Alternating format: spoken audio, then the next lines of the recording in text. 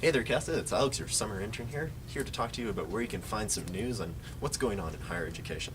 So there's three big sites that I like to follow. The first of them is University Affairs. So University Affairs covers what's going on in Canada. It's run by the Association of Universities and Colleges of Canada.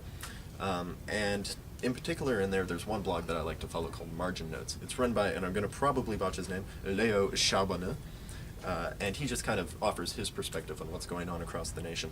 Beyond that, they also have a great RSS feed, which aggregates a bunch of the national newspapers, so content about PSC coming from the Globe and Mail, for instance, and the other national papers.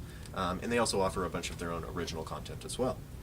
I also like to follow Inside Higher Ed, which isn't so much Canada-focused, but it's more focused about the sector across the world, and in particular in the United States. But that said, they still cover the occasional Canadian thing, and it's still good to follow along in what's going on down south, because often those ideas leak up, and our ideas often leak down.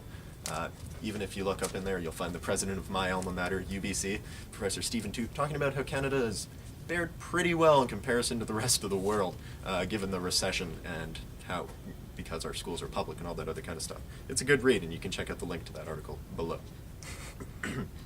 The last thing that I like to follow pretty religiously is McLain's on campus. McLain's has a bunch of independent student bloggers that just speak about what's going on in their campuses or across the sector nationally or within student movements on campuses individually.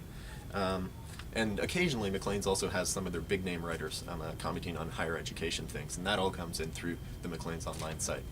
There's a bunch of other little things that I like to follow, like the Globe and Mail.